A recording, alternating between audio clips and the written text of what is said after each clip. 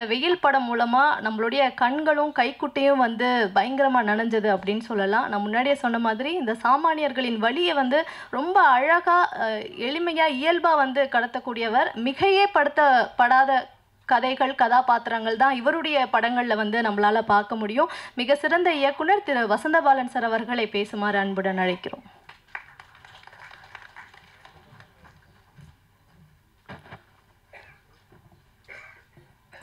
அனைவருக்கும் இனிய காலை வணக்கம். எப்படியோ மேடையில் வந்து மீரா அப்படிங்கிற படத்துலேருந்து இந்த மேடையில் பேச்சு ஸ்டார்ட் ஆச்சு. அந்த மீரா படத்தில் நான் ஒரு உதவி எடிட்டராக நான் வேலை பார்த்த காலத்தில் வந்து பிசி சார் வந்து லெலின் விடிவிஜன் சார்கிட்ட வந்துட்டு போயிட்டுருப்பாங்க. அந்த விஷுவல்ஸை, அந்த ரஷ்ஷை முன்ன பின்ன நான் பார்த்துக்கிட்டே இருந்திருக்கிறேன். அப்படி ஒரு மேதை ஆக்சுவலாக. எப்படி இசைஞானி அவர்களை வந்து நம்ம கொண்டாடுறோமோ, அதுக்கு எந்த விதத்திலும் குறைவில்லாத இந்தியாவின் ஒரு மகத்தான ஒளிப்பதிவு மேதைனா வந்து பிசி சாரை சொல்லலாம். பிசார் படங்கள் பார்த்த பிறகு தான் வீடு இவ்வளோ அழகா அப்படின்னு மௌன ராகத்தில் தெரிஞ்சு.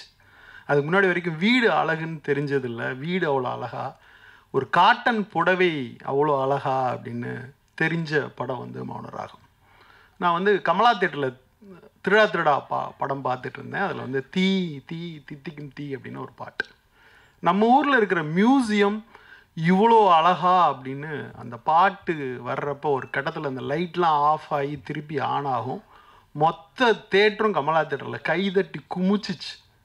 ஒரு வசனத்துக்கு கிடைக்காத கைதட்டு, ஒரு நடிப்பு, எல்லாத்தையும் தாண்டி ஒரு ஒளிப்பதிவுக்கு ஒரு மொத்த திரையரங்கமும் கைதட்டி மகிழ்ந்துச்சுன்னா, வெறும் ஒரு லைட்டில் ஒருத்தன் கவிதை சொல்கிறான், ஒரு மேஜிக் பண்ணுறாருன்னா அந்த பாட்டை வந்து நான் திருப்பி அடுத்த நாள் மறுபடியும் திருடா பார்க்குறேன். அதே இடத்துல கைதட்டு விழுது. ஸோ ஒரு ஒளிப்பதிவுக்கு ஒரு கைதட்டை ஒருத்தர் வாங்கி தந்துட முடியும்னா, அதுக்கு பிறகு கூர்மையாக ஒரு படங்களை பார்க்க ஆரம்பித்தா, அப்போ நாயகனில் பார்த்தா மெதுவாக நாயகன் வளர வளர வளர வளர ஆஃப் லைட்டில் இருக்க நாயகன் அப்படியே கொஞ்சமாக அவர் மரணமாகிறப்ப ஒரு பிரைட் லைட்டில் இறந்து போவார். ஒரு கதாசிரியர் கதை சொல்லிகிட்டு இருக்க மாதிரி ஒளியில் ஒரு கதையை கொஞ்சமாக சொல்லிகிட்டு இருக்க ஒரு மேதையாக நான் வந்து பிசி சார் அவர்களை பார்க்குறேன். அவருடைய டைரக்ஷனில் வந்து குருதி புனல் ஆகட்டும், அக்னி நட்சத்திரம் ஆகட்டும். எனக்கு அக்னி நட்சத்திரத்தினுடைய ஃபோட்டோகிராஃபிலாம் பயங்கர வியப்பாக இருக்கும். எப்படா இது அப்படின்னு மணிசார்ட்ட ஒரு தடவை கேட்டப்போ, கார்ட்டூன் படங்கள்லாம் பார்க்குற ஒரு மேஜிக்கை பண்ணணும் அப்படின்னு நானும் பிசியும் பேசிக்கிட்டு இருந்தோம். அப்படின்ட்டு சொல்லலாம், என்ன வேணால் இப்படி பண்ணலாம் அப்படி பண்ணலான்னு. ஆனால் அந்த மேஜிக்கை வந்து ராஜா அந்த சாங்கில் வந்து அப்படி இதுக்கு முன்னாடி சென்னையினுடைய எக்மோர் ரயில்வே ஸ்டேஷனை நம்ம பார்த்துருப்போமான்னு தெரியாது.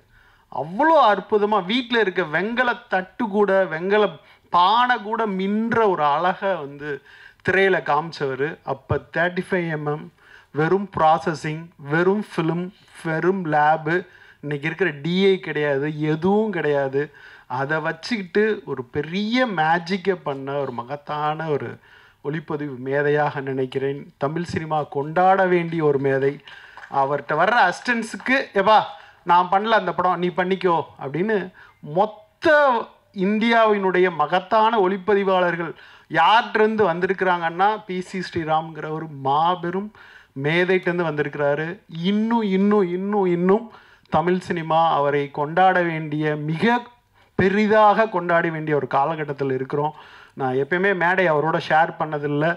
இந்த நேரத்தில் மேடையை நான் அவரோட ஷேர் பண்ணுறதை நினைக்கிறப்போ எனக்கு ரொம்ப மகிழ்ச்சியாக இருக்குது. ஒரு மாபெரும் மேதையின் கரங்களில் தமிழ் சினிமா இன்னமும் மகிழ்ச்சியோடு அந்த விஷுவல்ஸ் அலைபாயுது ஆகட்டும், ஓகே கண்மணி ஆகட்டும், அவர் சீனிக்கம் பண்ணுறப்ப இருந்ததாகட்டும், தேவர் மகனில் கமல் சாரும் அப்படி சிவாஜி சாரும் இருக்கிறப்ப அப்படி பார்த்தா அப்படியே ஒரு பொயட்டிக் பெயிண்டிங் மாதிரி வரைகிறதாகட்டும் அப்படின்னு பிசி சார் இருக்கிற மேடையில் இருப்பதை நினைத்து மிகவும் மகிழ்கிறேன், வணங்குகிறேன். திரையுலகம் அவருக்கு ஒரு மாபெரும் பாராட்டு விழாவை, சரியாக அவர் ஒளிப்பதிவை கொண்டு சேர்க்க வேண்டிய அடுத்த தலைமுறைக்கு செய்கிற வேலை. ஏன்னா இன்றைக்கி வந்து மொபைலில் யார் வேணால் ஃபோட்டோ எடுக்கலாம், யார் வேணால் என்ன செய்யலாம் அப்படின்னு மாறின ஒரு காலத்தில் 80களிலிருந்து அந்த மேஜிக்கை செஞ்சு கொண்டு இருக்கிற ஒருவரை நாம் கொண்டாட வேண்டிய காலத்தில் இருக்கிறோம். விரைவில் அப்படி ஒரு கொண்டாட்டத்திற்கு தமிழ் திரையுலகம் தயாராக வேண்டும் என்கிற ஒரு அன்பு வேண்டுகோளை இந்த மேடையில் நான் வைக்க விரும்புகிறேன். அடுத்து வந்து பல விஷுவல் கம்யூனிகேஷன் காலேஜுக்கு போவேன். அங்கே இருக்கிற முதல்வர்கள்லாம் பார்த்தாங்கன்னா அவங்களுக்கு திரைப்படம் சம்மந்தமாகவோ கலை சம்மந்தமாகவோ லிட்ரேச்சர் சம்மந்தமாகவோ எந்த விருப்பமும் இருக்காது.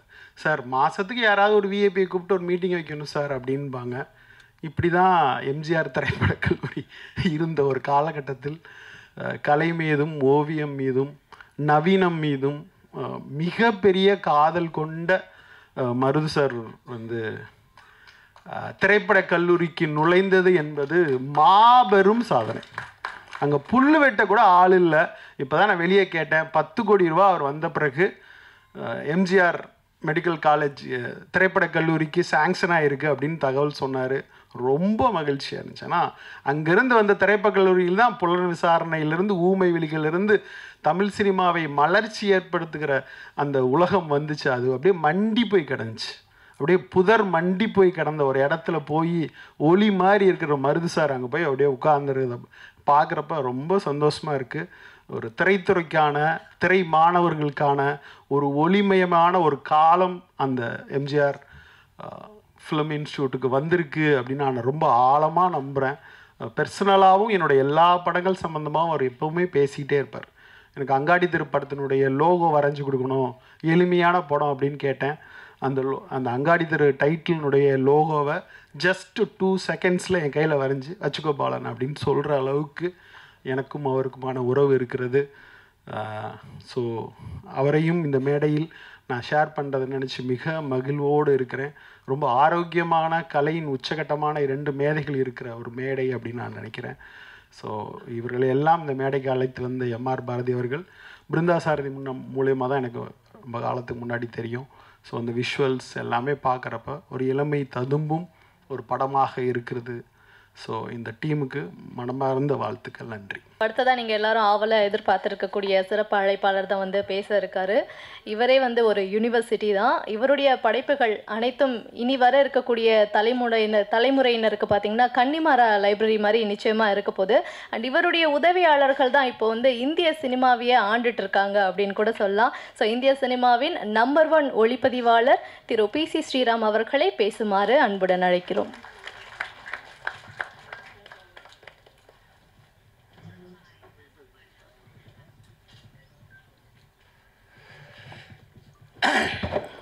அனைவருக்கும் காலை வணக்கம். இருக்கவங்க எல்லாம் என் நண்பர்கள், வெகு நாள் என் நண்பர்கள். என்ன சந்தோஷமாக இருக்குன்னா, எனக்கு பாரதியை பற்றி இவ்வளோ பேர் புகழ்ந்து பேசும்பொழுது எனக்கு ரியலாகவே ரொம்ப ஒரு மயிர்கூச்சரியமாக இருக்குது. எங்கள் நட்பு ரொம்ப வருஷம் நட்பு. அது பல கதைகள் சொல்லலாம். அந்த நட்பில் பாரதி கல்யாணத்துக்கு நான் தான் இது பண்ணேன். இதில் ஃபஸ்ட் டைம் நான் ஆடியோ ஃபங்க்ஷனே இதுதான் ஃபஸ்ட் டைம் வரேன். பல மீட்டிங்கு வந்திருக்கேன் நான் அது ஒடுங்க. ஆனால் ஆடியோ லான்ச்சுன்னு பாரதி கூப்பிட்ட உடனே பாரதிக்கு நான் என்றைக்குமே நோ சொல்ல முடியாது இல்லை. ஆனால் ரொம்ப சந்தோஷம். இவ்வளோ பேர் வந்து பாரதியோடைய குணங்களையும் அவருடைய இதை பற்றி பேசும்போது எல்லாரும் ஒரே கருத்தோடு பேசிச்சு. அதில் வந்து அவர் உயர்ந்து நிற்கிறாரு பாரதி. அதான் உண்மை. அடுத்த பெரிய பட்ஜெட்லாம் பண்ண வேணாம் பாரதி. 500 கோடி 400 கோடிலாம் ஜோக் பண்ணியிருந்தேன். அதெல்லாம் பண்ணாதீங்க. இந்த படம் நல்லா வரணுன்றது தான் எனக்கு ஆசை. நல்ல இயக்குனராக வந்துட்டிங்கன்னா அப்புறம் உங்கள் பல கதைகள் வச்சுருக்கீங்க. அன்றைக்கி கூட ஒரு கதை சொன்னோம். ஒரு கதையை நான் சும்மா அவர்கிட்ட சொல்லி விட்டேன். அவர் கதை திரைக்கதை எழுதிட்டார்.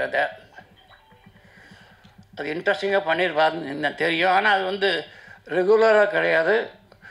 அது பாருங்கள். அது அடுத்தது என்ன எடுக்க போகிறீங்க?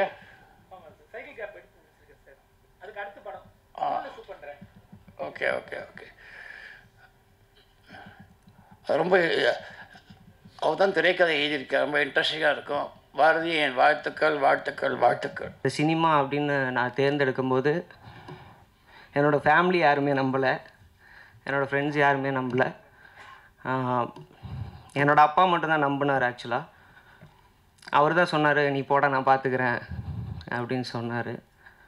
அப்பா இப்போது என் கூட இல்லை, ஸ்டில் மேலேருந்து பார்த்துட்ருப்பாருன்னு நினைக்கிறேன். அடுத்தது என்னோடய அம்மா. அவங்க என்றைக்குமே வந்து என்கிட்ட எதுவுமே எதிர்பார்த்தது கிடையாது இப்போ வரைக்குமே. நான் எவ்வளோ சம்பாதிக்கிறேன், என்ன ஏது அப்படின்லாம் எதுவுமே கேட்டுக்கவே மாட்டாங்க. எந்த ஒரு கமிட்மெண்ட்டுமே நான் எடுத்துக்கிட்டது இல்லை. இப்போ என்னோடய லைஃப்பில்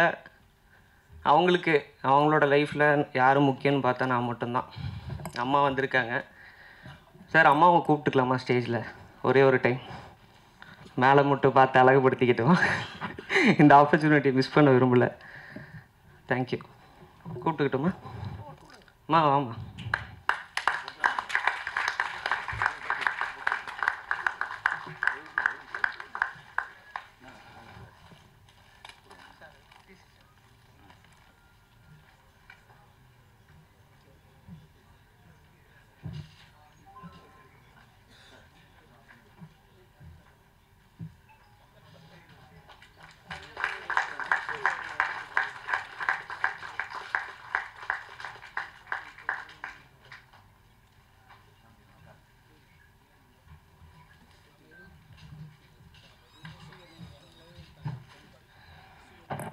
ஆக்சுவலாக ரொம்ப நன்றி சார்.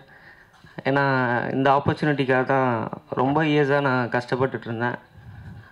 Thank you so much. இன்னொரு பர்சனுக்கும் நான் ரொம்ப தேங்க் பண்ணணும், என்னோடய அக்கா. எமோஷ்னலாகவும் சரி, ஃபினான்ஷியலாகவும் சரி, என்னோடய பின்னாடி நிற்கிற ஒரே ஒரு பர்சன் வந்து என்னோடய அக்கா மட்டும்தான். அக்கா துபாயில் இருக்கா, பார்த்துட்ருப்பாங்கன்னு நினைக்கிறேன். ஓகே, ரொம்ப எமோஷ்னலாக பேசிகிட்டு இருக்கேன்னு நினைக்கிறேன். தேங்க்யூ ஸோ மச் எல்லாருக்கும். இங்கே வந்திருக்க ப்ரெஸ் மீடியா எல்லாருக்கும் வணக்கம். அண்ட் இந்த ஸ்டேஜில் ஷேர் பண்ணுறதே எனக்கு ரொம்ப ஒரு ப்ரெஸ்டேஜாக ஃபீல் ஆகுது. ஏன்னா பிசி ஸ்ரீராம் சார் வந்திருக்காரு. அவர் எவ்வளோ பெரிய லெஜெண்டுன்னு எல்லாருக்குமே தெரியும் சினிமா இண்டஸ்ட்ரியில். அவர் கூட ஒரு ஸ்டேஜ் ஷேர் பண்ணுறதே எனக்கு ரொம்ப ஹாப்பியாக ஃபீல் ஆகுது. தேங்க்யூ ஸோ மச் சார், நீங்கள் இந்த ஈவெண்ட்டுக்கு வந்ததுக்கு. அண்ட் இங்கே வந்திருக்க வசந்த பாலன் டைரக்டர் சார் எல்லாருக்குமே ரொம்ப நன்றி. அண்ட் எனக்கு இந்த மூவியில் கேஸ்ட் பண்ணது சாலமன் சார் தான். சார் தான் ஃபஸ்ட்டு எனக்கு கால் பண்ணிவிட்டு இந்த மாதிரி ஒரு ப்ராஜெக்ட் இருக்கா ஹரிஷா, நீங்கள் வந்து பாருங்கள் ஆஃபீஸ்ன்னு சொல்லி. அப்போ தான் ஃபர்ஸ்ட் டைம் நான் பாரதி சாரை மீட் பண்ணேன். அண்ட் பாரதி சார் பார்த்தோன்னே ஓகே எனக்கு ஃபிக்ஸ் ஆகிடுச்சு, நீங்கள் தான் வந்து என்னோடய ட்ரீம் கேர்ள் அப்படின்னு சொல்லிட்டு ப்ராஜெக்ட் ஸ்டார்ட் பண்ணோம். அண்ட் லைக் 20-25 டேஸில் ஷூட் பண்ணோம். அண்ட் இப்போது அவுட்புட் பார்க்கும்போது ரொம்ப ஹாப்பியாக இருக்குது. பிகாஸ் ஒரு ஃப்ரேம்ஸும் அவ்வளோ அழகாக இருக்குது. சாலமன் சார், நீங்கள் you done a great job. Like thank you so much. நாங்கள் இவ்வளோ அழகாக இருக்கும்னு சொல்லி எங்களுக்கு இப்போ தான் தெரியுது ஸ்க்ரீனில் பார்க்கும்போது. அண்ட் ஹேமந்த் சார் எல்லாருக்கும் ரொம்ப தேங்க்ஸ் இந்த ப்ராஜெக்டில் ஒர்க் பண்ணதுக்கு. அண்ட் லைக் எங்கள் கூட ஒர்க் பண்ண artist like Prabhu and Jeeva எல்லாருக்குமே ஒரு பெரிய தேங்க்ஸ். லைக் ஒரு ஃபேமிலி மாதிரி தான் ஒரு 15-20 டேஸ் இருந்துச்சு. ரொம்ப ஜாலியாக ஷூட் போச்சு. அண்ட் கரெக்டாக 6 ஆகிடுச்சுன்னா பேக்கப் பண்ணிடுவார் சார். ஸோ அது வந்து எல்லா ஆக்டர்ஸ்க்கும் ரொம்ப ஹாப்பியாக இருக்கும். And then thank you so much. இவங்க எல்லாமே இந்த செட்டில் அவங்க வந்தாலே அவ்வளோ கலகலன்னு இருக்கும், அவ்வளோ ஜாலியாக இருக்கும். And like thank you so much for like I am so pleasure to have a screen space with you. Thank you and thank you so much.